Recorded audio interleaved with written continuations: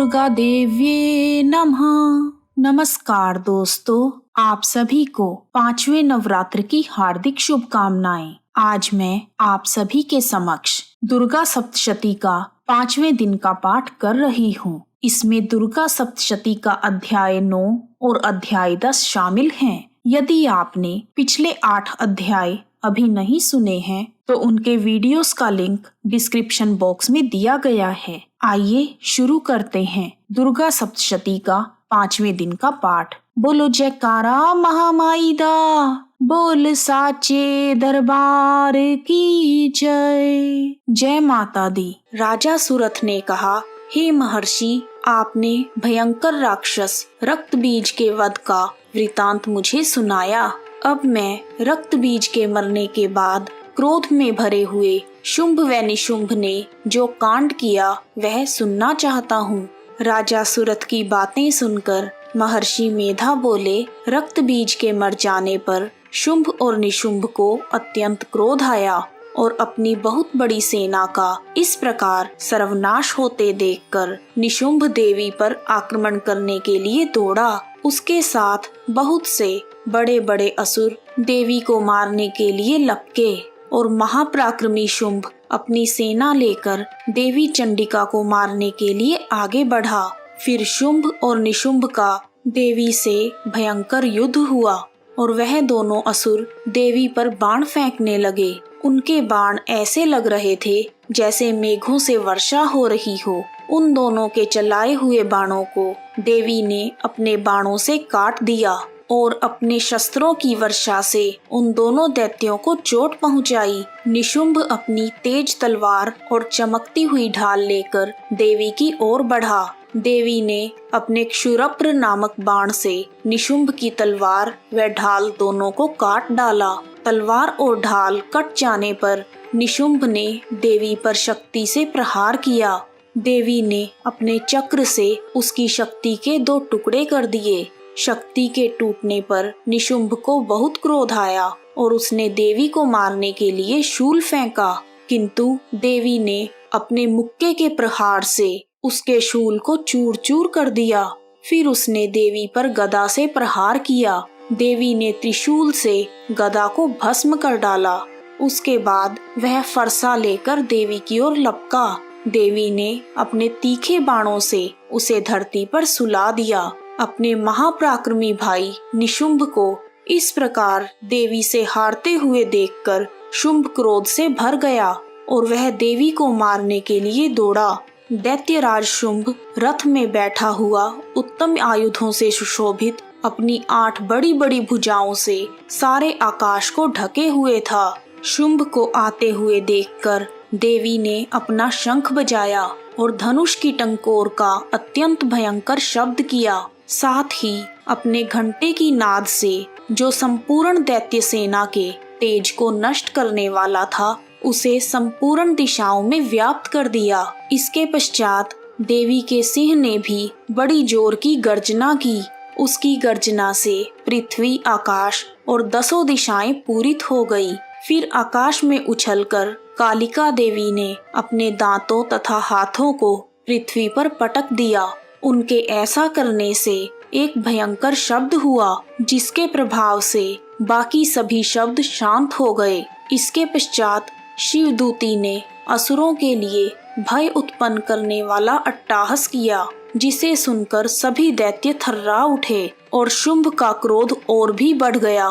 फिर देवी अंबिका ने शुंभ को, अरे दुष्ट, ठहर जा, खड़ा रह, कहा तो आकाश से सभी देवता जय हो बोल उठे। शुंभ ने वहां आकर अग्नि की ज्वाला से युक्त एक भयंकर शक्ति छोड़ी, जिसे देवी ने अपनी महोल्का नामक शक्ति से काट डाला।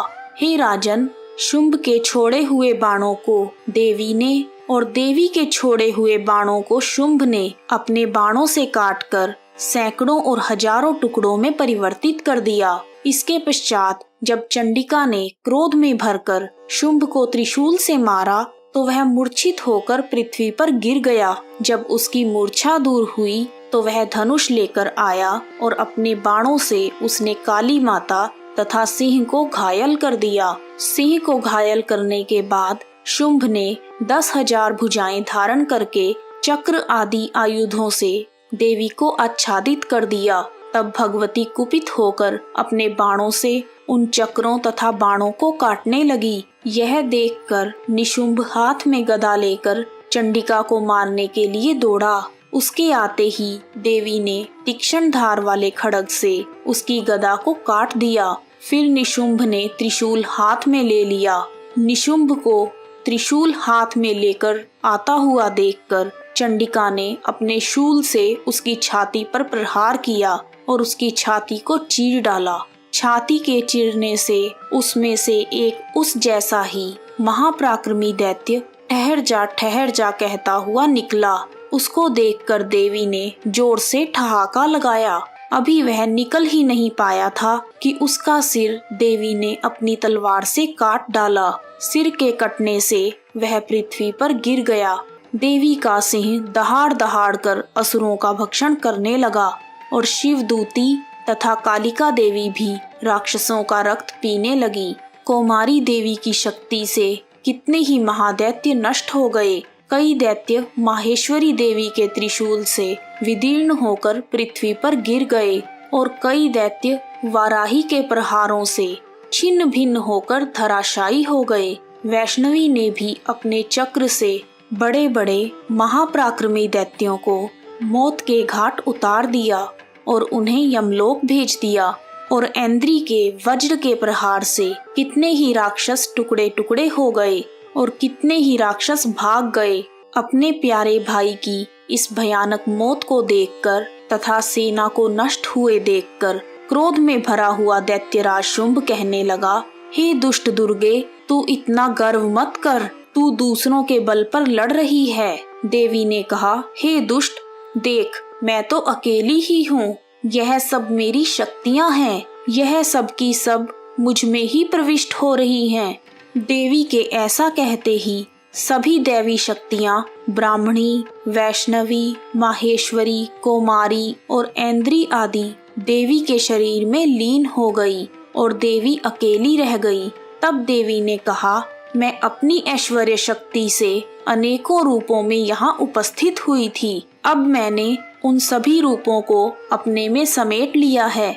अब मैं यहाँ पर अकेली हूँ, तुम भी यहीं ठहरो। तब देवताओं तथा राक्षसों के देखते देखते अंबिका देवी तथा शुंभ के बीच भयंकर युद्ध छिड़ गया।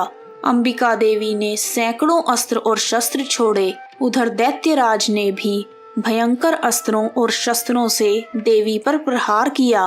देवी के छोड़े हुए सैकड़ों अस्त्रों को दैत्य ने अपने अस्त्रों द्वारा काट दिया।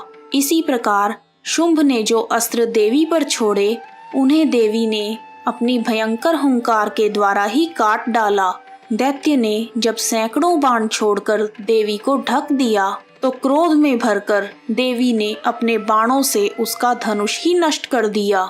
धनुष के नष्ट हो जाने पर शुंभ ने एक शक्ति चलाई, लेकिन देवी ने उसे भी काटकर फेंक दिया। शक्ति के कट जाने के बाद शुंभ चमकती हुई ढाल लेकर देवी की ओर बढ़ा, परंतु जब वह देवी के समीप पहुंचा तो देवी ने अपने तीक्ष्ण बाणों से उसकी चमकने वाली ढाल को भी काट डाला। देखते ही देखते शुंभ का रथ टूट गया, उसका सारथी मारा गया और घोड़ा भी मारा गया। तब वह भयंकर मुद्गर लेकर देवी पर आक्रमण करने के लिए आगे बढ़ा, किंतु देवी ने अपने तीक्ष्ण बाणों से उसका मुद्गर भी काट दिया। इस पर दैत्य ने क्रोध में भरकर देवी की छाती में बड़ी जोर से एक मुक्का मारा। देवी ने शुंभ को एक थप्पड़ मारा। थप्पड़ खाकर पहले तो शुंभ पृथ्वी पर गिर पड़ा, किंतु वह तुरंत ही उठ खड़ा हुआ। फिर वह देवी को पकड़कर आकाश की ओर उछला और वहां जाकर दोनों में युद्ध हुआ। यह युद्ध बहुत देर तक चला। फिर देवी ने उसे आकाश में घुमाकर पृथ्वी पर गिरा दिया। वह दैत्य पृथ्वी पर गिरने पर भी पुनः उठकर देवी को मारने के लिए दौड़ा। तब उसको अपनी ओर आता हुआ देखकर देवी ने उसकी छाती को विदीर्ण कर दिया और उसको पृथ्वी पर पटक दिया। देवी के त्रिशूल से घायल होकर उस दैत्य के प्राण पखेरु उड़ गए और उसके मरने पर समुद्र, पर्वत और पृथ्वी आदि सभी कांपने लगे। उस दुष्टात्मा शुंभ के मरने से संपूर्ण जगत प्रसन्न व स्वस्थ हो गया तथा आकाश निर्मल हो गया। नदियों का वेग भी ठीक हो गया।